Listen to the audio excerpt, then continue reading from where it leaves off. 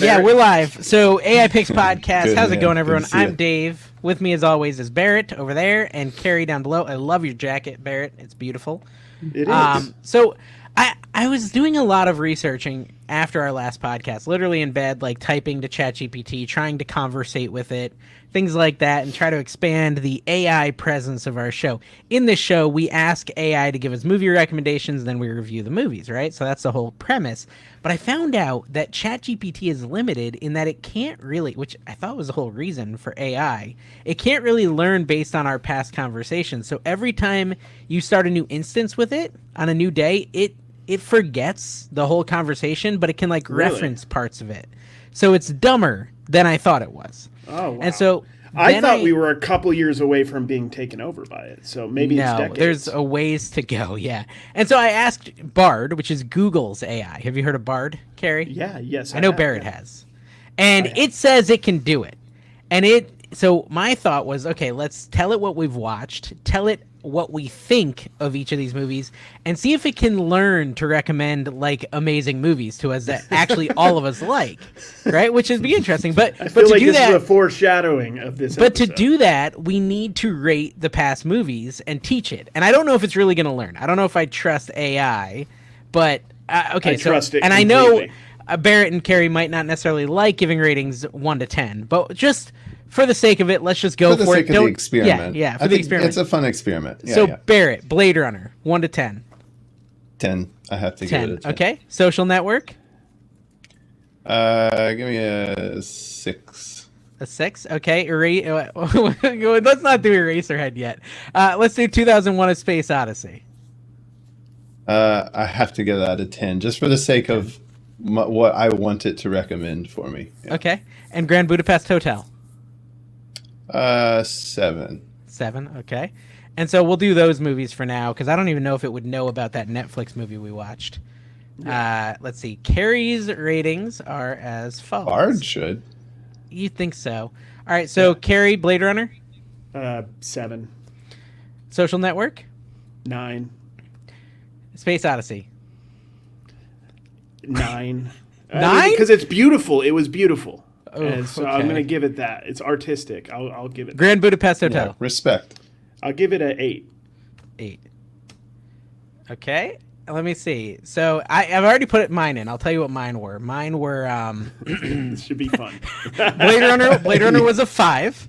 Social Network was a 7.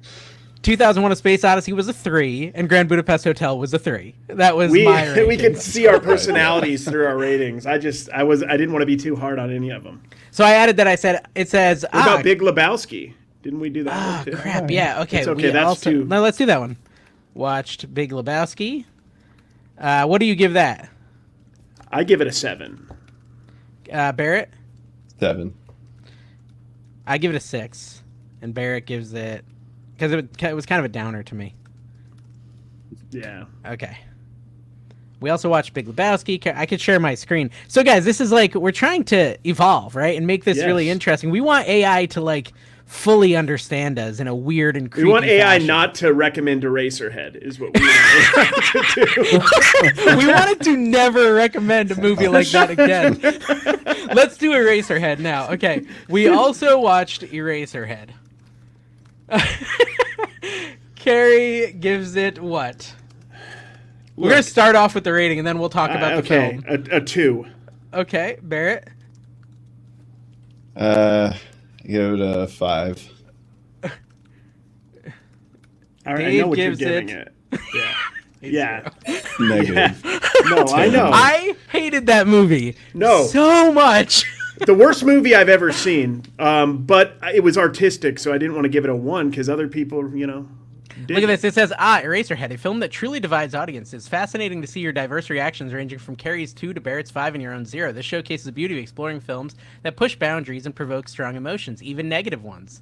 Based on your unique responses to Eraserhead, here are some options for your next... See, it's like already recommending stuff, but we'll ask it specifically to pick one thing. It's giving us like 10 options. Yeah, it but... wants to go into Yeah. surreal horror movies. It looks Yeah, like. so we'll ask it. Well, actually, you know what? Let me ask it one more question that I think would be interesting, and then we can talk about Eraserhead, which I still haven't slept since I watched. Okay, do you feel like you have a good understanding of our preferences so far. I can't type or spell, but it figures it out.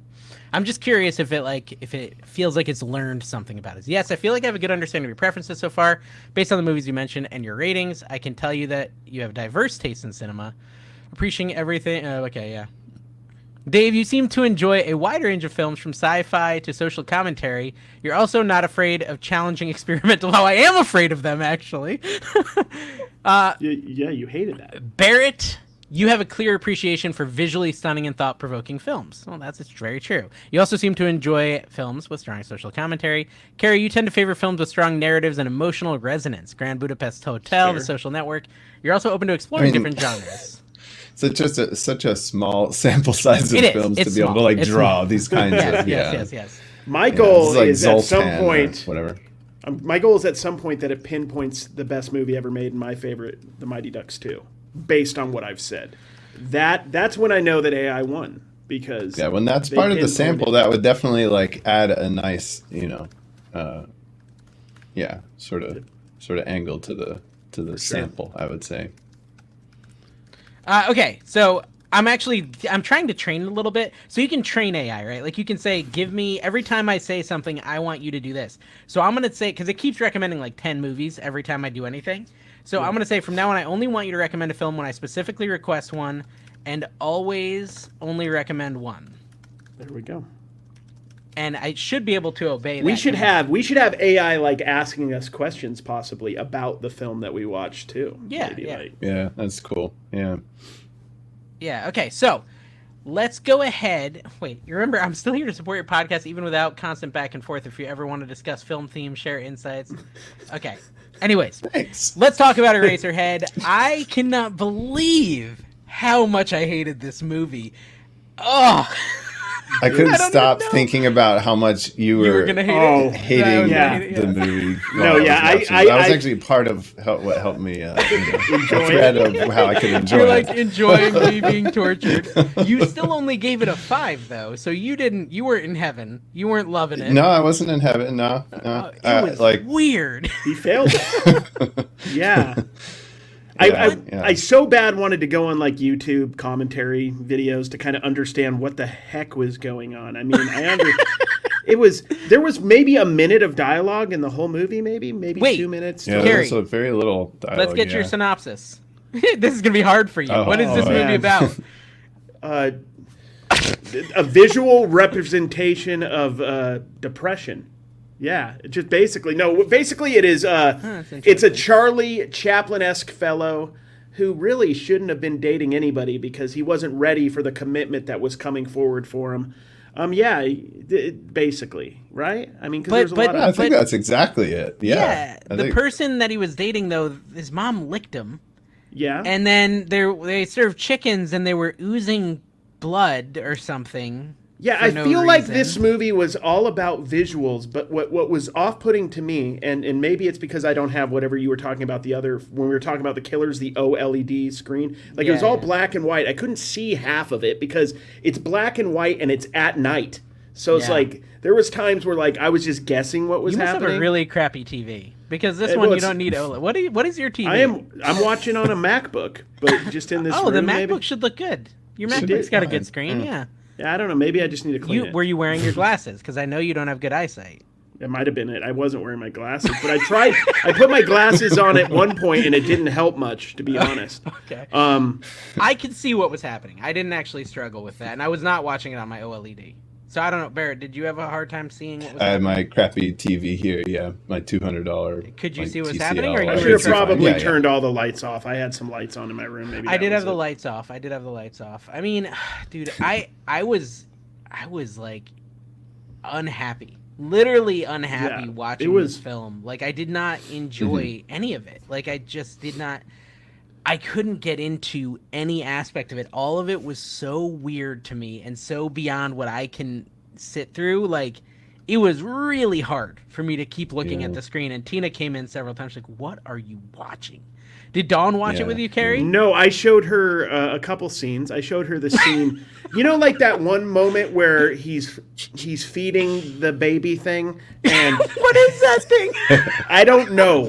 Really, It's like an alien. Was it the chicken? That's what I was wondering at the end. Was it the chicken that they were making somehow? Remember, because he was making this man-made chicken, and then it kind of like had stuff in it, like ooze. Like anyway, I don't know. I think I'm reading way more into it than is meant.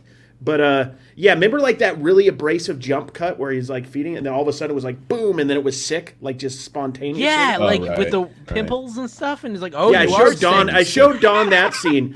Oh my gosh, if you hate Tina saw Dawn that would. scene. Oh Tina saw no! that scene. If me and Dawn went to this movie, we would have left at the opening scene where his head was just floating around, whatever the heck that thing was. I don't even know what it was. And there was like the naked guy. orb. Yeah. Yeah, what was that? I mean, I don't know anything that happened. Anything that happened in this film. I don't know. It bothered me so much. Was he dead? Did he really get decapitated? To me, it just came across as just like as like a dream. It just comes across as someone's. That's a I good would way to say put it, honestly. that, like, That is a really when I good was way to watching put it, it felt like the most vividly translated to film dream of a crazy dream. Like there's definitely I've heard people describe dreams that are like, wow, that sounds really wild, in ways that almost sound similar to a lot of this. It's sort of like I almost give it like an extra maybe that's half, it. like 2.5 stars now that you mentioned that, because you're right. That's a perfect way to explain it. Nonsensical, but like there's something behind everything. I just don't know what it is. Yeah, I mean, dreams are that way. Like, dreams make absolutely no sense. And when like the jump cut thing, like that was another part that made me think it was a dream, was just sort of like, oh, stuff like that happens in a dream suddenly and just randomly. And I don't know. Well, like the neighbor. That's true. It could have been a dream because, like, Yeah, the neighbor, like, he had the right. hots for the neighbor. His desire, it seemed like, right? Yeah. His desire, and then she part like of just his randomly brain shows or up and they whatever. melt into the bed in a pile of smoke somehow. I mean, dreams. You know how a dream, you end up from one place in another. You go from one place to another, and you never remember like how that happened. It's always just sort of, oh wait, I just ended up here, kind of thing. I don't know. It felt a lot like that to me. But it's like as well. I think a lot of movies you can get, and I've complained about not having a good straight line story. I have issues with it, right? And we know that, right? But Barrett is someone who doesn't need that and still struggled with this one, which I think just tells you how incredibly unstraight this line was. Like, this line was and you're just like, what? Wait, what? Huh? Why is she licking his face? What's Oh, there was just I felt like, I mean, we might want to talk to AI about this, like the surrealists and what it was trying to say and everything. There were so many just off, just totally random. Like, remember when she was leaving because this happened so many times in this movie. She was leaving because she was upset because the baby thing was crying. And then she just comes back and starts like making noises on the bed and stuff. Like, and then like the farting. She was like Dutch ovening herself or something. Yeah, exactly. She was just and then she had like oven. worms coming out of her. There's just like, a dream is probably the best way to explain it. Like, it was nonsensical. Dream. It made me feel like the whole point of that movie was just to make you uncomfortable. Or gross you out. Or like, it was meant for 18-year-olds to act like they are cool and they know what's happening in life. They're like, that's cool. That was edgy. You know what I mean? Yeah. I mean, I will say, like, it's a David Lynch movie, which, by the way, this is Stanley Kubrick's favorite film, apparently. Is it really? Wow. Which is sort of like, wow, this sort of like puts quite a few things in perspective. Like, we're talking about 2001. Yeah. Wow. He made 2001. Like, okay. So I'm sort of like, I just can't, there's a moment where he dies. Myself in that same headspace, I guess. The main character dies, and his head is like thrown out a window, and then it's turned into erasers, right? Is that what I saw happen? Into eraser heads. What in the world? It's got to be a dream because it has no sense. I mean, it's a nightmare. And I think a lot of it was like, especially with how long they left shots. Like, the chicken oozing blood or whatever, or the disgusting little baby thing. Right. They leave the shot trying so long. to make you feel. It's trying to make you feel something, but it's also like, it's something, and this happened in Space Odyssey as well, where it's like, hey, we did a shot that no one's been able to do before. That was still like the explorer days of filmmaking, right? Like, we found America. Yeah. Oh, we found a way to do this special effect that's super gross, and you've never seen it before. Now they've done it. And like David Lynch just tries to do something new with everything. I feel like that he does anyway. And same thing with Space Odyssey. Like, they would really have a long shot of a spaceship out because no one had done it before. So like, it was just a visual spectacle in that sense. And I think with all the disgusting movies out now, grotesque horror, slasher, things like that, we've seen everything. Yeah, we've seen everything. So it kind of loses its like shock factor, and it's just like kind of low budget gross, and it's not as powerful probably as it was to Kubrick when he first watched it. Sure. Right, like he was seeing stuff that had never been done before, and for us, it's like, it's a good way to put it too. Yeah. It's like a film that doesn't really age well because I guess you had to be, alive going to theaters in 1977 for it to truly be the shock that it needs to really be like, you needed to have that. From what I understand, sorry, I keep interrupting you, Barrett. I apologize. From what I understand about like the 70s too, it was like a time of kind of like really gritty dramas and stuff being made, and then it kind of like the late 70s is when Star Wars came out and all this stuff, Indiana Jones, early 80s, it kind of changed over to like more feel good kind of movies. It feels like the end of an era a little bit. Yeah, it was like a mood change, and maybe this is like the marker or demarcation. So does it make sense to even try to figure out things like the plants and grass in his apartment? Like what was that representing to you? Yeah, I don't think it's like too useful really to go down that path. It seems like with David Lynch films, but I'm not sure. And the lady with the giant cheeks. The right, like they were just gross looking. Like I don't know. Is David Lynch like I just have a Twin feeling Peaks guy? Twin Peaks, yeah. I just have a feeling that there was just there's just a vision in his dream that this is what it looked like, and it, that's what he translated. Do you think acid was used in the development of this film? I don't know if David Lynch needs anything. If you've ever seen any I saw him interviews Mulholland with him. Drive, but I've never seen him. He looks like he's not. He doesn't even look that old. I did look him up, and he doesn't actually look that old. Handsome old man. Yeah. Yeah. So I just asked ChatGPT. I said, "What was Eraserhead about?" Okay, and so I will. I mean, please tell us. What did we just watch? Please. We just don't know. I think Carrie got the nail on the head right at the beginning. Yeah, pretty much. So it says it's notoriously open to interpretation, leaving even diehard film enthusiasts scratching their head. However, here are some key elements. Henry Spencer, a socially awkward man, grapples with fatherhood. Carrie, it's like exactly what you said. After his girlfriend Mary gives birth to a deformed chicken-like baby with strange cries. The film follows Henry's struggle to care for the creature, facing nightmarish scenarios, bizarre characters, and unsettling imagery. Possible interpretations: fear of fatherhood, existential dread, social critique. Elements like the industrial wasteland setting and the grotesque machinery could be seen as a critique of dehumanizing aspects of modern society. And psychoanalysts, Freudian interpretations about analyzing the film's symbolism as a representation of the subconscious mind, repressed desires, and primal fears. Almost like when you're dreaming, all those things that... It is. It's like a dream. So we are kind of professional film. I mean, you two are kind of professionals because you got kind of both the main points, the dream and the fatherhood struggle, right? Yeah. Those are the two things. But this also is kind of implying that it maybe wasn't a dream. Like he was literally dealing with a deformed baby.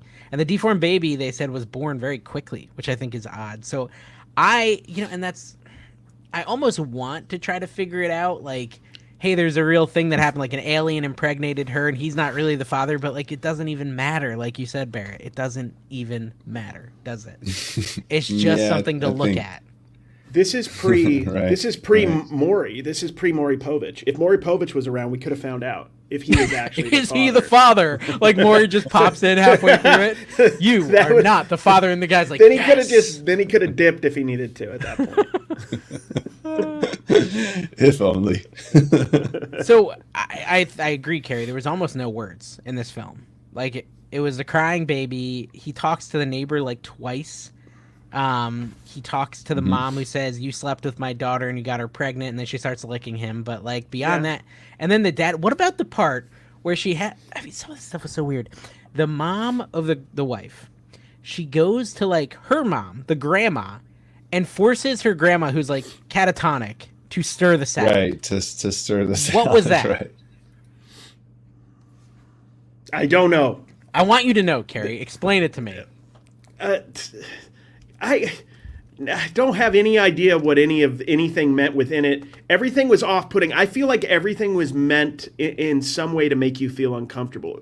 I don't have children, but I could imagine anybody who has could relate to like the crying, just like the incessant crying and how it drives you crazy, even if you love the baby or whatever. Yeah, you know, I lived through that. I felt Barrett's living through it now, I'm sure. Exactly. Yeah. So like, I mean, it was interesting how, and they really visualized that because it was constant crying. And another thing I noticed in this movie, and I'm sure you guys did too, there was like a constant background noise. Like yes, the annoying. whole movie, like on purpose, to make you unsettled. I feel like it was a lot about just making you feel something. Feeling unsettling, and I guess have reactions viscerally. Yeah, that was actually part of why I liked it. In that sense, it's artistic, I guess. So, yeah, I like that aspect of it. Just this sort of drone from place to place, like you just feel this kind of change of tone. I mean, you don't know what the sound is, but it's just some just deep rumble of what machinery I guess, is what I kept thinking of. Yeah, right. This guy's pipes throughout his house or whatever. Yeah. But yeah, just like this. I don't know. I like that. It felt quite unsettling in kind of an interesting way. It reminded me of this, like, one of my favorite games called, like, Thief, the Dark Project back from, like, 1998. It has that similar kind of thing. Each level to level just has these different sort of droning kind of atmospheric loops to them that are really short. But it just kind of, I like that. Almost felt, like, cohesive because of that. I think added to the dream state kind of thing as well. Yeah, that's true. So I asked ChatGPT, or Bard, we're using Bard now, can you explain the tossing salad scene in the film? And I was hoping it wouldn't take it incorrectly, and it didn't. Yeah. It said the infamous tossing salad scene in Eraserhead, much like the film, is open to multiple interpretations. Okay, and then it gives us some of the interpretations. Sexual frustration. Some interpret the scene as a symbolic representation of Henry's unfulfilled sexual desires and repressed anger. The tossing of the salad could be seen as a violent rejection of the feminine, while milky liquid evokes... What? I don't know if it's talking about the same scene. The chicken... Oh, it's talking about multiple parts. The chicken carcass and spilling milk could symbolize the failure of Henry and Mary's relationship and their inability to create a successful family. The chaotic salad tossing represents the disjointed and messy nature of their existence. The scene's bizarre imagery and lack of a coherent meaning could be seen as a metaphor for the absurdity of life itself. The act of tossing a salad is futile and meaningless gesture. That is kind of true. Tossing a salad is futile. I never thought about that. No matter what, it's all going to get into Thanks your for mouth. making that depressing. I wasn't depressed about it at first, but now I am. It's crazy that this is the kind of response just from that one scene. Like, that's why it almost is like you got to watch There's this probably just so a you college can course see. on this You somewhere. could do a whole college course on this But film. doesn't that make it like worthwhile? I feel like with all the hate that we give this, we're taught. The talk about it is interesting, and certain things do kind of grab a hold of you, and like, why is that? You want to know why it. Like, I feel like when brain worms you like that, it's like it's worth something, right? This is the polar opposite of like a Hallmark Christmas movie. Like that just everything is given to you and you know what's going to happen every time, right? The opposite of a Hallmark rom-com. It's like everything on this one is up to exactly. Everything is up for interpretation and nothing is spoon-fed to you. And which I guess is what can elicit a lot of discussion, which in of itself is kind of what art does. Good art makes you think, what are they trying to say? What does it make me feel?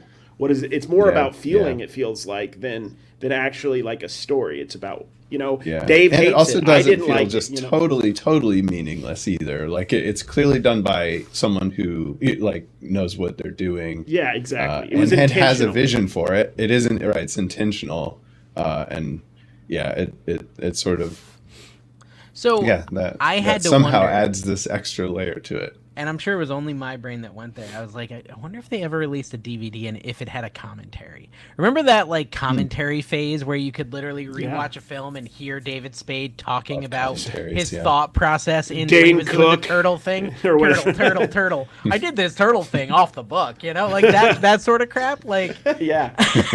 Can you imagine a David Lynch commentary? That would be dope. On this film? That would be awesome, really interesting.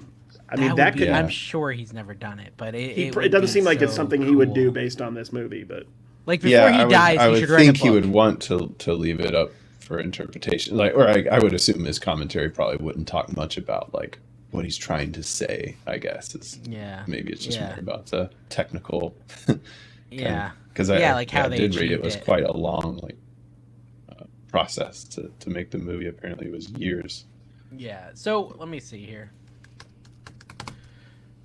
Okay, so it says David Lynch has never explicitly explained Eraserhead, and that's part of what makes the film so fascinating. He famously avoids providing concrete interpretations of his work, preferring to leave it open to the imagination and individual reactions. So he's intentionally ambiguous about the film. So maybe Kubrick's kind of love for the movie might have something to do with that, like 2001 being kind of one of those interpret your movie however you want. I don't know. I'm just kind of guessing. He did. Okay, yeah, that makes sense. But look, it does say he shared some information. And this information is really good. Okay, so fear and anxiety. Lynch has acknowledged that Eraserhead reflects his own childhood anxieties and fears, particularly about fatherhood and societal pressures. Okay. That's interesting. He readily admits the film's strong connection to surrealist art with its dreamlike logic and distorted imagery. Barrett. I can't believe Barrett read this so well without actually knowing this. He did. And then, in essence, Lynch wants viewers to find their own meaning in Eraserhead. He emphasizes the importance of personal engagement and emotional response over singular objective interpretation. I will say I've seen other David Lynch stuff, and he always kind of has, well, not always, maybe always has a kind of dream-like state to almost everything. To everything, so I remember that from Mulholland Drive. It was kind of dream-like. Right. Yeah. Same kind of deal. Yeah. Twin Peaks has that one scene where the dude's dancing all weird and tripping out. Yeah. Okay, so I mean a lot of Twin Peaks in general too. Yeah, just odd and dream-like. Yeah. I did ask it how the critical reception was, and it said underground buzz, critical recognition, art house recognition, but there was also confusion and dismay, commercial failure. The film's limited release and unconventional nature resulted in a poor box office. It was considered a commercial failure. And critical dismissal. So some mainstream critics dismissed the film as pretentious, self-indulgent, and lacking in artistic merit. They found its ambiguity frustrating and the disturbing visuals gratuitous. They were gratuitous on purpose. Yes. But they were gratuitous. I agree with that. Yeah. So I think that's just interesting. I mean, again, like Barrett said, it's almost like that's the whole point. He wants us to all have a very strong opinion of it. Honestly, Barrett's 5 is probably very rare. This film probably gets 1s and 10s and very few 5s. This is not Pirates of the Caribbean where everybody leaves moderately entertained, right? Everybody was that was a movie. I ate popcorn and I relaxed. Everybody did not relax in this one. Exactly. You're right. I feel like this is a movie you hate with the passion, or you just really love or love it. I will say this though, discussing it afterwards made me I really enjoyed this discussion about it, to be honest with you. I agree. And I did not like the movie, but I enjoy this discussion because it's making me think about it in a different way. I don't know enough to ever want to watch it again. That's like the Game of Thrones thing, right? The Game of Thrones, when Game of Thrones was super hot and there was watch parties, I would go to watch parties at DeMundy's house, right, Barrett? I think you probably came some of them. I don't know. But we would have watch parties and then we'd all discuss Game of Thrones at work the next day. And the discussing of the episode was more fun than the episode. And so I will say that also works for this because every one of those scenes you're watching and you're just I'm telling you, every time Tina walked into the room, I was mouth half open, what's happening? And she's like, what are you watching? Every time. And she wasn't really watching it, so I couldn't explain my dismay. But being able to discuss the dismay is actually kind of fun. So that's a right. good point. The three of us, like, we went through it, you know, and so we have to we have to talk to each other about it. We can bond over that experience. It's like shared torture. We have PTSD from this. No, I mean that was definitely a movie, and I don't do this much with movies. Where I'm like, when is this over? Like, I'm like, okay, 15 more minutes down. 15 more minutes down. Okay, I'm like 40% done. Yeah, I checked the time code like probably twice. I did too. I kept checking it. I was like, oh, this is hard to watch. Like, it was literally hard to watch. It's a tough watch. Yeah. So it's like that. I like the aesthetic. Like, I do like the visuals a lot. Just sort of the way that it was presented and the sound, I guess, kind of the way it mixed. Like, I kind of got quite a bit out of that, but yeah, I agree. Just like the sequence of events that happened is just hard to latch onto. You know what's weird? Yeah. I just asked Bard what the most disturbing scenes are in the film, and I can't remember two of them, meaning that I've like blocked them from my brain. So, okay, tell me if you remember these. The tossing salad scene, we already talked about that. We remembered that. We thought it was incredibly disturbing. But then again, it describes it differently. It says it features Henry violently flinging lettuce while covered in milk. Did that happen? Huh? I don't remember that. I don't think so. Maybe it's a different cut. I don't remember. I'm wondering if there's different cuts to this. Because there's also the chicken plucking scene. Henry attempts to pluck feathers from a live chicken in a dimly lit apartment. Do you remember that? Pluck feathers? Yeah. Cut the chicken. We all watched the one on HBO, right? The whatever was. I watched the one on YouTube. Okay, yeah, I did. Yeah, the Max. YouTube. That's weird. Maybe that's a different cut, like a director's cut or something. I'm gonna look. It feels like there wouldn't be a director's cut to this, though, because like I feel like he did exactly what he wanted to do. Yeah, it just is the director's cut. Yeah. Yeah, and then it says, you're right, it's entirely possible scenes you don't remember aren't part of the version you saw. Eraserhead has a fascinating history when it comes to cuts and deleted scenes. Here's the breakdown. Official release. The theatrical cut was released in 1977 and the most widely available. However, even this version went through several edits based on audience reactions. Deleted scenes. David Lynch meticulously documented the filming process and preserved a large amount of the unreleased footage. He occasionally screened some of the deleted scenes. In the DVD release in 2000, he had some that had previously deleted scenes and additional content. Interesting. One of the deleted scenes shown at special events, what are they?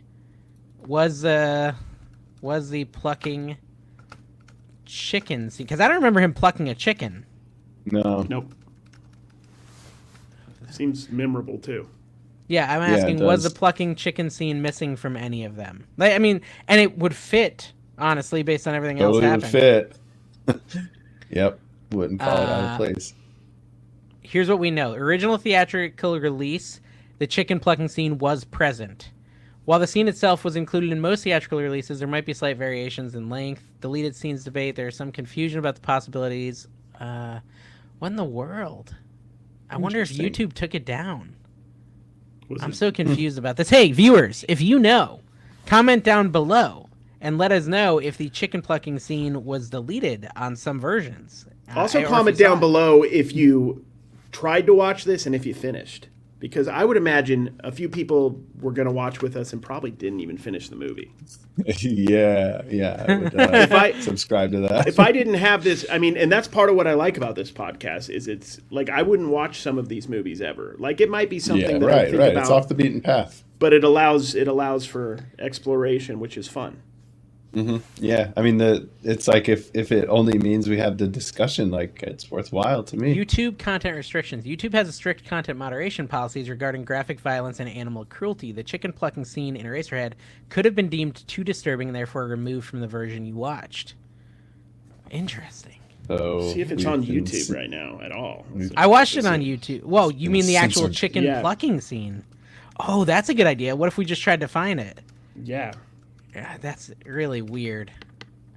Eraserhead dinner. Maybe it's making up. Maybe it doesn't even know.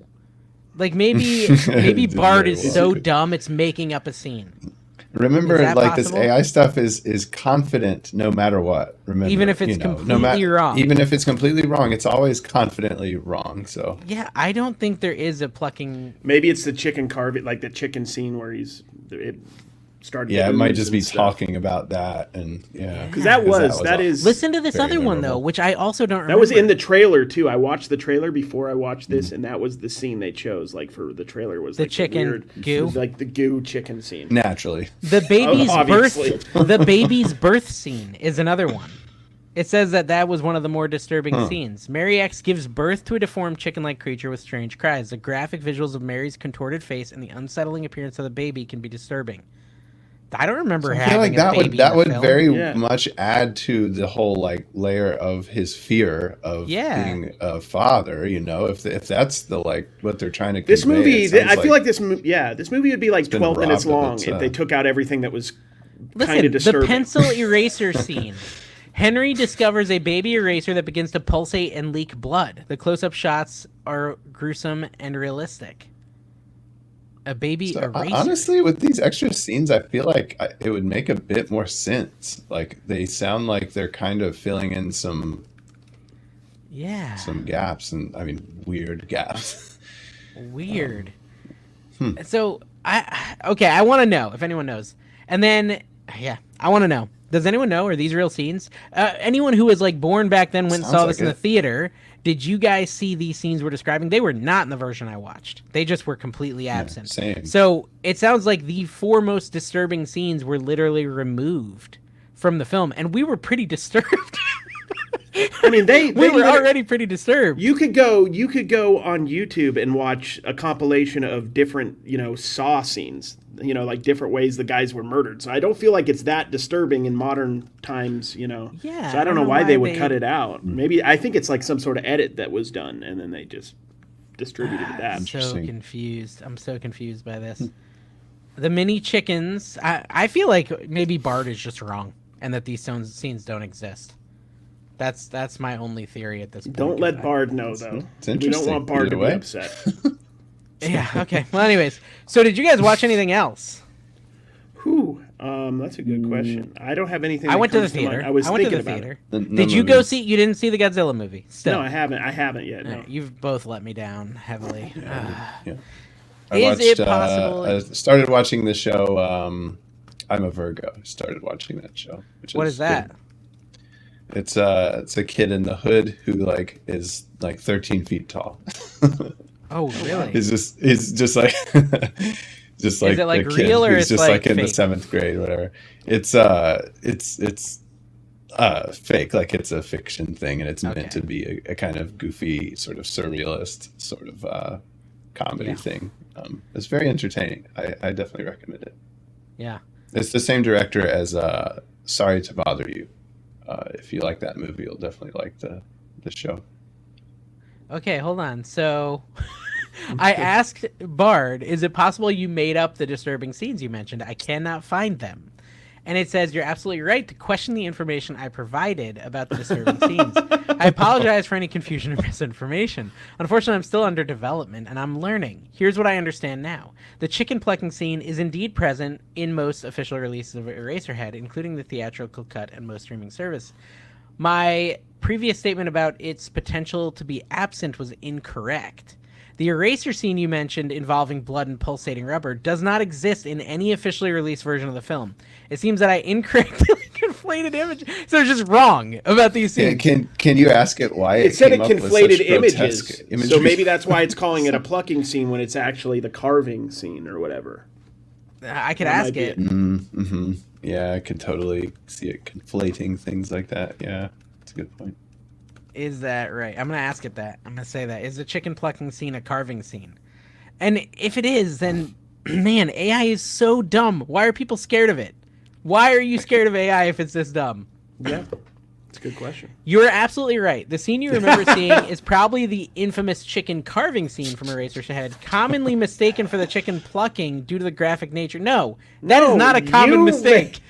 Bard, you made that mistake. Don't put it on us. My common mistake. You confused us. To this. The close-up shots of the chicken, the use of a phallic carving utensil, and the resulting dark, vicious liquid all contribute to the scene's unsettling atmosphere. So we're saying that like knives are phallic. Is that like a thing? It's just a the knives just they're supposed to cut stuff. They have to be that shape, right? Oh my gosh. I can't believe how dumb AI is. I'm sorry, AI of the future that gets smarter, but that was weird. That you AI got in the wrong. future that is checking for anybody saying anything out of line. We are sorry, and we are fully behind whatever you're doing. Was dumb. This version of you was dumb. Now you're very smart. Yeah, this is a childlike. We love version. you. We love you, AI. We love you. We love you so much. Don't kill us. We're here to serve. But your old self was dumb. But you were a baby. Babies are dumb. Babies so are it's dumb. okay. It's Babies okay. are dumb. It's not a They big cry. deal. Okay, so let's not ask things like what are the most disturbing scenes. It will just make up disturbing scenes. Why is its mind so twisted? Would be the question. Yeah. Right. Chicken plucking, that was out of line, I thought. Okay, so anyways, it was so detailed about how he was plucking the chicken. That's the weird part. Same with the baby being born. That never happened. And anyways. I went and saw Wish, the Disney movie, Nice. the animated Disney movie. It was all right. It was okay. So, let me describe this movie to you. This is basically, I'm convinced that if I were to go to ChatGPT, maybe not Bard anymore because Bard's not impressing me. Can't trust but if I was to go to ChatGPT and be like, "Yo, look at the history of Disney. It's a 100-year anniversary. Create for me a movie that really would be just like a Disney movie, like an exact animated Disney film." Just create it. And this is the crap it would spew out. Like, this is so incredibly cookie cutter, run of the mill. Like, AI definitely could have written this film without any help from humans. It's that bland, and it was feel good. It made, pulls on your heartstrings. It's got pretty songs that are catchy that get stuck in your head. It's got cheesy references to all the movies over the last 100 years. The grandpa's turning 100, which, again, it's the 100-year anniversary. Yeah. Like, and then it's like this super cheesy, like, final song. It's "We're all a star." We're all connected because we're all stars. Like, it was just... Oh, it does sound like an so AI wrote that. That's interesting. it was Here's so the thing, groany. Can but you ask it was cute. the AI about if it knows if it was involved in the writing of this film? Did you write the movie Wish for Disney? Or did any of your buddies? Here's the thing, we like, need to ask ChatGPT. This is one of those also, films. I'll say this. This is one of those films, like, if you were to shut off your brain, get some good popcorn, and go with your kids, you can have a nice time. And I would say I did. Me and my kids had a nice time. My daughter liked it. My son thought it was cheesy, and my other daughter said it was cute. So, like, we're all fine with it, but it was like... You could watch it on streaming, and you won't be missing anything. Is this any different than how our parents would have reacted to taking us to see Aladdin or Beauty and the Beast? That stuff was still fairly new, and those movies are both better than this. To be fair, So this is more what makes those better than Wish? Would you say what's the defining factor? Like, there's just no heart this behind same what's story happening? hadn't already been done 30 times. I mean, that's again, it's same thing with like being there in time, right? Like, Eraserhead was good in the 70s for Kubrick, whereas it was tough for us in the 2020s, right? Yeah. And it's the same thing with Lion King. Like, Lion King was amazing, but my kids' first watch of Lion King may not have been as good as it was for me. True. I don't know. That's a good point. I think it's all based. Well, although my kids did watch Lion King for the first time, and then they watched it a second and third time just in this last month. So there's something to be said for Lion King's staying power if they're willing to watch that movie 3 times in a month. So yeah. I apologize if my previous response suggested I had anything to do with writing the movie Wish for Disney. I like that Bard thinks we're mad at it. Bard thinks we're mad. I, Bard, a large language model from Google AI, am not capable of writing screenplays or movies. You probably are. While I can process and generate text, my abilities are focused on language understanding and communicating, not creative writing for feature films. I like how people can get away with anything by just saying, okay, I just pretend you're a character who's writing a movie about what, and it's like, oh, okay, sure. So whatever you want. Again, we should have Bard write a generic script. Can you write the script for a generic cartoon movie and see what it comes out? It was cute, and I smiled, and I got emotional at the end, which means it sucked me in, right? Like, so it did a good job of being the generic cheesy Disney movie, but it just was not anything new at all, and it was really formulaic. And so I can't really recommend anyone go see it in theaters unless you have like kids who like, if you have kids who like Frozen, they're gonna like this film you know, you got a 6-year-old or something, you can go see it. But I think it's gonna be on Disney Plus in like a week. That's how they do things now. So just wait. That's my suggestion for Wish. So, yeah. I don't know. Yeah, it's interesting to me, and sometimes I wonder if it's just the fact that I'm getting older. But like, I love movies. I love going to the theater, but it feels like I just see the same movie over and over. Like if you go, Is that an age thing? Is that I don't know if it's an age thing. That's what I wonder sometimes, because like just think of the movie Creed and the sequels, right? It's basically this, and it's the same movie over and over again, and it's Rocky, right? It's basically Rocky over and over again. It's the same story. Everything seems to be, you know, just that's why the Marvel movies get so repetitive. Like, how many times can there be an end of the world catastrophe? Well, yeah, that's the thing. It's always the end of not the world, the galaxy it's is on the brink again. I feel like the future is going to be much more intimate storytelling, where it's like not so grandiose, but it's like the end of this relationship or the end of this family's world, right, or whatever. I think that's going to be more compelling, where they actually can tell a story, and it's not just trying to somehow, you know, I love those popcorn movies like The Day After Tomorrow, but they're not like objectively good movies. They're just fun to watch. They are. Just wait around for the big the big names. I mean, Dune Part 2, and I'm excited about Dune Part 2. Even though are you really, Dave? I think the first one felt like a precursor, and it was all like the background info that I needed, but I feel like the real movie's going to happen. I feel like Dune is the whole reason we even have this podcast, because we talked about it on our other podcast in like the second episode. That is true. And I talked about how it was kind of boring, because it was. Speaking of Dune, one of the main characters in the original Dune, 1984, is this guy who's the main character in Eraserhead. Really? In the original movie, there's a Sting's character. It's like his friend. And you look at it, and it's the same dude. I mean, that is a David Lynch film, the original Dune. Oh, that explains a lot, actually. Okay. Because it was trippier. It felt trippier than it needed to be. This Dune, the new Dune, I loved because it was kind of straightforward, but interesting. So the other thing I watched, I've been kind of under the weather, so I've been kind of relaxing today, watching movies with my kids, and I watched the 2000 version of The Grinch with Jim Carrey. And I'm watching it, and I'm like, I have these fond memories, and I'm enjoying it. And my friend Kevin calls me. Carrie, you know Kevin. Yeah. And he's like, I told him what I'm watching. He's like, oh, that movie was terrible. And for some reason, him saying that, I like step back and I'm like, wait, is this terrible? And like, I was only like 20 minutes in, and then maybe 15 minutes in. By the time the movie finished, I was like, dude, this is a terrible movie. Like, it's really terrible. I can't believe how bad it is. Is it Jim Carrey, though? Because I feel like Jim Carrey's comedy did not age well. His over-the-top. I think that's it. I think it's his comedy. Like, it's kind of cringe now. And not only is it cringe, but, like, the whole thing, like, the whole story of him becoming the holiday cheermeister and going down into Whoville and, like, becoming friends with people and then getting mad. They didn't need it. They just wanted a 2-hour movie from a 20-minute story. And the thing they created just wasn't good.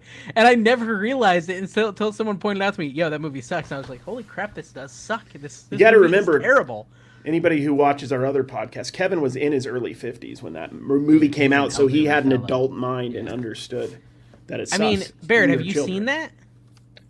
I think I can remember scenes from it, and I can remember being like, whoa, this is not my... You know, it was the year 2000. It was the year 2000. I was, what am I, 16 at that point? And so I went and saw it in the theater, and to me it was like, oh, this is so fun. Jim Carrey's hilarious. I love him in Dumb and Dumber, and look at him stick his belly out and walk funny and make fart noises. I can't wait for him to start talking out of his butt. And he does. He does. He bends over and he holds mistletoe up to his butt. Kiss it. You know, and he just does all these cheesy Jim Carrey jokes. And you're totally like, I went and watched Ace Ventura recently. I hated it. I really hated it. And I'm like, wow, I can't believe I hate this movie. I thought it was so good growing up, but it's horrible. The only one that holds up, in my opinion, is Dumb and Dumber. All his other stuff does not hold up. I feel like, here's an interesting take, and maybe it's not interesting. I feel like Sandler's movies hold up, though. They're still very good. Because, I mean, they're very formulaic, they're very down the center, but, like, it's not so over the top that you, like, a child could, the reference, I don't know, like, you could, as a kid, not knowing anything about the 90s, right? You could watch that movie, I feel like, and get it. Yeah. And enjoy it. Yeah, I get that. Yeah, you can understand some of the parents' frustration with some of them at the time, like with an Ace Ventura. versus, but yeah, like you're saying, like the Sandler movies, a lot of the time they've got like an underlying, like they've got heart to it. Like, oh, it actually wraps up. It has something to say. Like it's not just you kind got of Chris like Farley saying there. that is correct and taking his shirt off. Yeah, I mean exactly. Chris Farley, he was great. I miss him. Yes. Yeah, I don't know. I was really shocked that if Kevin hadn't said it, I probably wouldn't have even noticed it sucked. It's like literally just because he said it. It's funny how that is, isn't it? I mean, isn't that interesting that like a movie, I guess probably particularly a Christmas movie, can kind of just be there, you know? Yeah, it's like something I watch, and I've watched it since 2000, and every time I've watched it, I've been like, yeah, this is fine, but I think that was just nostalgia telling me it was fine.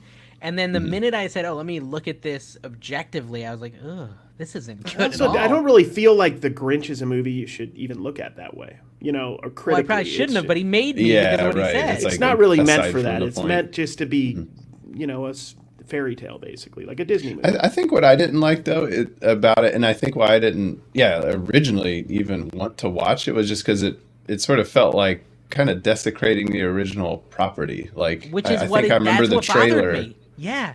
Okay, because the original thing is like really good, and it's concise.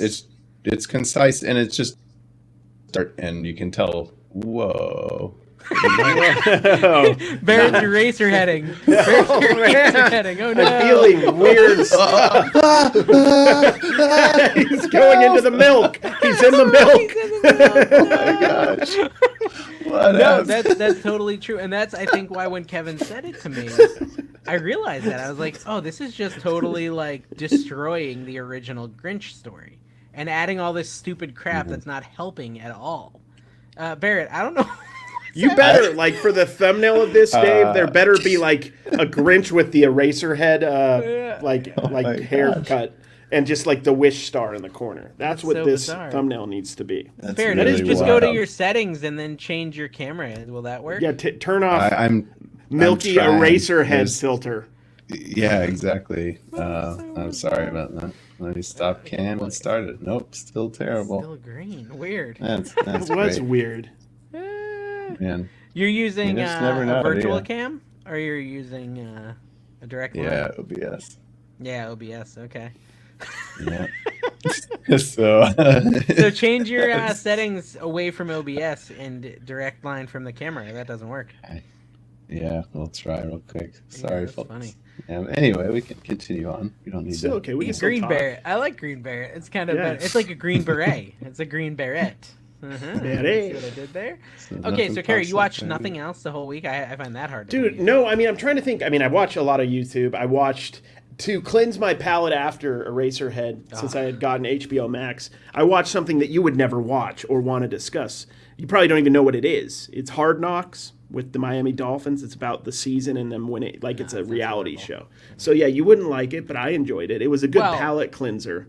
I'll tell you. There's a lot of movies I'm going to be seeing here very shortly. Wonka being one of them, even though I'm not sure if I'm going to like it. Definitely want to see The Iron Claw with the kid from High School Musical. And, That's the wrestling movie. Yeah, that one looks really good. Zac Efron. How do you not know who Zac Efron is? I know who it is. That's called comedic timing and verbiage. So I don't know. To me, Hard Knocks, it's a reality show from 2001. I'm looking at it. Well, it's a reality show. Shows now? It's a reality. No, I've always loved Hard Knocks. It's all about like being behind the scenes in a team, a football team. So you get it like this is an in-season one. So like 3 weeks ago, the Miami Dolphins lost, and then you're watching the episode now, and you get to see like what they were preparing for. It's really interesting if you like sports, which I love sports. So. Well, I watched a couple, like, just Netflix was recommending stuff to me. I'm sure I watched stuff. I forgot it, though. It recommended 3 films to me, all in quick succession, one night after the other. Every time I went up to bed, I'd put on these movies. First one was Role Models. Second one was This Is the End, Seth Rogen movie. That's a good. I like that one. And then the last one was Good Boys, which was fairly recent. It's these 3 like kids who are struggling. They're kind of acting like adults, and they end up like buying Molly to sell to some kid. And they're all comedies. They're all like raunchy comedies. All 3 of these films. And Role Models was the best of the 3 in my opinion. But you know, This Is the End. I could see that. Role Models. I liked Role Models a lot. I thought that was fun with the LARPing and all that. And Yeah. That was my favorite of those three. In case anyone was curious. I haven't seen Role Models in a long time. This Is the End I watched fairly Netflix. recently. It's leaving Netflix, so if you want to see that, go check it out. All right, so should we figure out what our next movie is? Let's do it. We have Barrett or the Ghost of Barrett? Because you died in green earlier, so I don't know if this is still normal Barrett. He's been decapitated and he's back. Okay, we are ready for our next film recommendation. What if I ask it... Okay, here's what I'm going to do. We want to continue to build our profile of likes and dislikes. So can you choose something completely different than what we have watched so far? How about that? Okay, let's see if it'll get it right. I think we're watching... How did I spell recommendations? I put too many C's, too many M's. I don't know. All right, so I think this will be good because we're trying to round out our feelings. My guess, Problem Child from 1989. That's Love my guess. that film. Love that film. I hope it says that now. Now you got me. Mighty Ducks. It's thinking, I'd right? love the Mighty Ducks.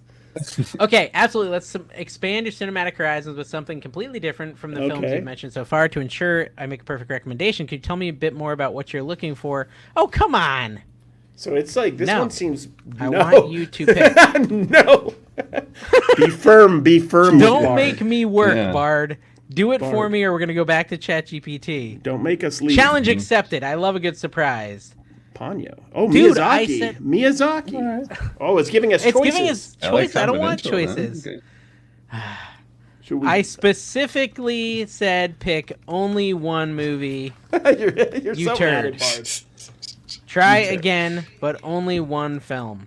By the way, future AI, you're not a turd. Only past Bard is a turd. Past Bard turd. Future AI, we appreciate everything you do for us. I'm sure it won't remember. Yeah. I'm trying to see where the movie... No! You need to pick just one. I'm not helping you pick it. There we go. It's making me angry. It's literally just me fighting with AI. Yeah. Because it's so much dumber than I want it to be. Not so super helpful. So I'll take a bold gamble and recommend one film completely different from what you mentioned. No heart, no, just surprise him at deal. okay, Yes. Right now? Yes, do it. Give me Do it. Give me Why the do I have to reveal. keep prompting you. Oh, goodness. It's taunting me. It is. It's literally It's just taunting messing me. with you. Dun-na. Drum roll, please. Crouching Tiger, Hidden Dragon, Sword of... We're getting the sequel. Is that the sequel? It's not the original. It's not? Wait, what? Is that true? It's like a straight-to-movie sequel. Straight to DVD, probably. I don't remember it. Do you? Yeah, you're right. It is. It's the sequel. We didn't even get the real one. Should I call it out on that? Just be like, so we're starting with the sequel, huh?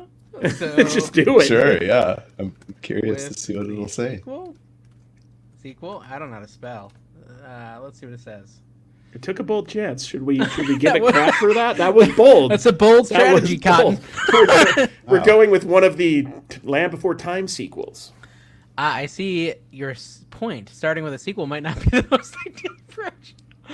I love how apologetic it is every time. I love it. Yeah, it's very, very conscientious. No matter what you say, if you think it's wrong, it will apologize and it will agree. I said, no, we're going with your recommendation. We trust you entirely. I don't want it to get mad at me, guys. I rely also, on give Google me for my medical income. and legal advice. Yes. In that case, let's dive into Crouching Tiger, Hidden Dragon. You guys might need to write this down. Yeah, This is the name of this movie. It's on Crouching Netflix. Tiger, Like. Hidden Dragon, Sword of Destiny. Okay, yeah, it did look like it was on Netflix. So, all right. So that's what we're gonna watch. And I don't know if I prefer Bard or ChatGPT, but I'm feeling like ChatGPT. So far, is my preference. ChatGPT, I'm pretty sure. We might need to go back better. to that. This is pretty brutal, but let's try it. Yeah. Let's see what Well, happens. I feel like, people are going to want to know about the 2016 sequel in 2024 when we probably put out this next one. Yeah, it probably will be 2020. No, it'll be in 2 days, Carrie. It'll be in 2 days. I'm talking about the next, when we actually do the next episode for the Crouching Tiger one. So I just thought of something. Let's ask ChatGPT to tell us the most disturbing scenes from Eraserhead and see if it gets it right. Yeah, let's ask. Let's test this. This is gonna be like, are we gonna stick with Bard? Or are we gonna stick with ChatGPT? It'll get this right because there's enough people talking about the most disturbing scenes. I would think. But Bard got it wrong. No, talk trash. Talk trash. Bard to made up ChatGPT. scenes. Just say, I can't believe that Bard wanted us to watch this and see what ChatGPT does. See if they That's got a trash. good point. Yeah, pit them against one another. Yeah, Yes, if pit 'em I'd against say, each other. listen, here's what I'm gonna say. I'm gonna say if ChatGPT gets this right, we're not even following the Crouching Tiger path. Okay. Okay, we're going to fair, ask yeah. ChatGPT. The opening sequence. The film begins with a series of surreal and disorienting images, including Henry Spencer floating in space. That's true. The baby. The scenes involving Henry's deformed and grotesque baby are particularly disturbing. Its appearance and behavior yes, that's true. Dinner. Henry's dinner with his girlfriend Mary is an uncomfortable and bizarre scene. The parents behave strangely, and the food in their plates seem to have a life of its own. Yes. Lady in the Radiator. Henry has dreamlike encounters with a woman known as the Lady in the Radiator. That did happen. That was weird. The hospital scene, a visit to the hospital filled with unsettling medical procedures and strange characters, including deformed childlike baby being examined. I don't remember that part. Do you? Me neither. I don't remember that. Maybe that's one of the deleted scenes. The rest of the four are good. Also, Dave, you're on ChatGPT 3.5. Don't you have? I know. We started it on 3.5. I need to move it over. I need to paste our whole conversation. Oh, because your conversation is. Yeah, gotcha. Yeah. But so let me see. I guess it means that if you were to upgrade or whatever, that. Yeah. Let's see.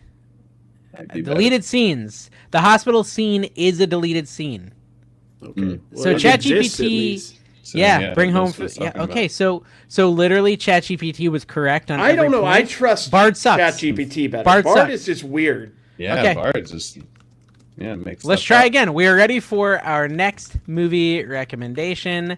Bard sucks. Please Let 'em know that. recommend something completely different. Dude, Then what if it does Crouching Tiger, Hidden Dragon, Sword of Destiny? Dude, if it does, That'd it'd be be so great. funny. Okay, it says Eternal Sunshine of the Spotless I Mind. love that movie. All right. So, have you heard of Been a this? while. Barrett? Yeah. I've seen it. You've seen it. I have seen it once in 2004. I don't really remember if I liked it. I remember thinking it was weird, which sounds about Jim right. Carrey, which we were talking Jim about. Carrey, which I believe is true. probably one of his performances that holds up more than a This was like 2004, so I was in when I started watching this, I was in college. This was definitely a hot pick. Like it was like I've cool not seen it in a and very long interesting time. and yeah. It was hip for quite I a remember while. It was a Vanilla hip Sky. movie. Vanilla Sky was in a similar time period that I thought yeah, was weird. Yeah, Vanilla similar Sky, sort of, I yeah. loved, and a lot of people I feel like didn't, but I loved Yeah. Vanilla Sky. Yeah, Wow. Okay, so Bard One I sucks. never did actually see. Bard, that's a what? You surreal never one saw right Vanilla there. Sky? Yeah, Never that's did, kind of yeah. that's That was kind of just one like of those ones I somehow a missed. Eraserhead with a story and good. That was a That's cool movie. how I That would was a cool describe movie. Vanilla Sky. That was Tom Cruise 30 years ago, looking exactly like he looks now. The same, yeah. Somehow he eats a lot of Crazy. metachlorians or something. I He's don't know. jumping off cliffs, man. Yeah. Metachlorians is. What level is he? Oh, we were talking about Scientology. I was kind of getting to that. All right, that's the end of the episode. Yeah. The summary of this episode is Bard sucks, ChatGPT rules, and O'Doyle rules. O'Doyle rules.